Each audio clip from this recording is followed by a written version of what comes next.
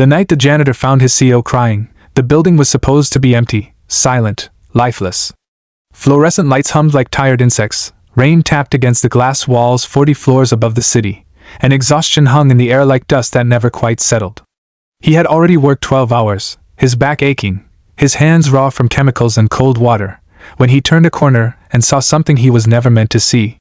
The most powerful woman in the company, the face on magazine covers and business news, was sitting on the marble floor of her own office corridor, her knees drawn close, her shoulders shaking as if the weight of the world had finally broken through her perfect armor. When she slowly lifted her tear-streaked face toward him, her eyes carried a question so fragile and unexpected that it would change both their lives forever. If you believe in kindness, second chances, and stories that remind us how deeply human we all are, take a moment right now to like this video, comment, share it with someone who needs hope, and subscribe to the channel Single Dad Diaries. Your support helps keep stories like this alive. He was not supposed to be there this late, but life had taught him that survival often meant ignoring what was supposed to happen. As a single father, every extra shift meant school shoes paid for, groceries bought, and a little less fear when bills arrived. His nights were spent scrubbing floors that others walked over without a thought, emptying trash filled with someone else's success, and silently reminding himself that dignity was not in a job title but in showing up every day for his child. The building was his second home, a place where he was invisible enough to be safe, unnoticed enough to avoid questions about his past, his losses, and the quiet grief he carried since his wife's passing. He never imagined that invisibility would be shattered by tears. The CEO had built her life on control. Control over numbers, markets, people, and narratives. The world saw her as unbreakable, a woman who clawed her way to the top in an industry that never forgave weakness. But control has a cost. That night, the cost had come due. A failed merger, a board betrayal, and the slow realization that success had left her profoundly alone had collided all at once. The office she once ruled felt suddenly too large, too cold, echoing with the absence of anyone who truly knew her. She had not planned to cry. She had not planned to be seen. Yet there she was, stripped of titles and power, just a woman drowning quietly on a polished floor. He froze when he saw her, panic rising in his chest. People like him did not interrupt people like her. He considered turning away, pretending he had seen nothing, returning to the safety of his mop and bucket. But something stronger than fear held him there.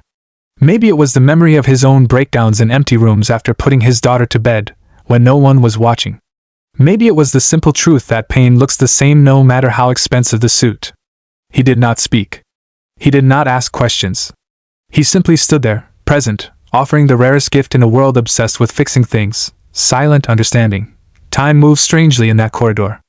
The rain outside grew heavier, the city lights blurred, and the distance between a janitor and a CEO quietly collapsed. When she finally gathered herself enough to look at him, her expression carried embarrassment, vulnerability, and something else he could not immediately name. She did not see a uniform or a name tag. She saw another human being who had stayed when he could have walked away. And in that fragile moment, she asked him a question that was less about romance and more about desperation, less about a date and more about not wanting to be alone for one more night. The request shook him to his core. He had spent years convincing himself that his life was small and fixed, that dreams were luxuries meant for other people. As a widower, he had closed himself off, telling himself his daughter needed stability, not risk. His world revolved around packed lunches, bedtime stories, and long shifts that left little room for anything else. The idea of stepping into someone else's world, especially someone so far removed from his own, felt terrifying and impossible. Yet he also understood loneliness intimately. He recognized the look in her eyes, the silent plea not to be rescued, but to be seen. That night did not end with grand gestures or dramatic transformations. It ended quietly, with two tired souls sharing a simple meal in a small, nearly empty place that did not care about status. He did not try to impress her. She did not pretend to be powerful. They talked about loss, pressure, fear, and the strange way life refuses to follow any plan. For the first time in years, he laughed without guilt. For the first time in longer than she could remember, she exhaled without calculating the cost. The days that followed were not easy. Rumors are born wherever inequality meets curiosity. A janitor and a CEO did not belong in the same sentence, let alone the same story. Whispers spread through hallways, sideways glances followed him, and subtle changes in schedules made his workdays heavier. He worried constantly about how this might affect his job, his daughter, and the fragile sense of order he had built. She, too, faced scrutiny, questioned by a board that saw personal vulnerability as a liability. The world tried to pull them back into their assigned places. What kept them moving forward was not romance alone, but respect. She began to notice the unseen people who kept her empire running, inspired by the man who had taught her that worth is not measured by stock prices. He began to imagine a future that included joy, not just responsibility, encouraged by a woman who saw strength in his gentleness and pride in his perseverance. Their connection grew slowly, cautiously, shaped by long conversations and shared silences rather than fantasy. At home, his daughter noticed the change before anyone else. Children always do. She saw her father smile more, heard music return to the apartment, and felt a lightness that had been missing since her mother died. He struggled with guilt, afraid that happiness meant forgetting the past. But he learned, painfully and beautifully, that loving again did not erase love lost. It honored it. The CEO faced her own reckoning. Success had taught her how to win, but not how to live. Through him, she learned to value ordinary moments, to sit at a school play instead of a boardroom, to feel pride not in applause but in presence. The power imbalance that once defined their lives slowly dissolved, replaced by partnership built on honesty. The night that began with tears became the quiet turning point neither of them expected. It did not magically solve their problems. There were setbacks, misunderstandings, and moments when fear almost won. But each challenge reminded them why that first act of kindness mattered. One person chose not to look away.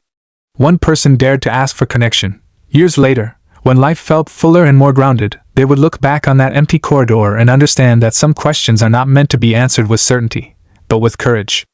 The question she asked was never really about a date. It was about whether two broken people could choose hope over isolation. If this story touched your heart, if it reminded you that compassion can change lives in the most unexpected ways, please take a moment now to like this video, comment, and share it with someone who needs to hear it. Subscribe to Single Dad Diaries to keep these emotional, real-life inspired stories coming. Before you go, we have a special request for you. In the comments, tell us what kindness means to you, or share a moment when a stranger changed your life in a small but powerful way. Your words might become the light someone else is searching for tonight.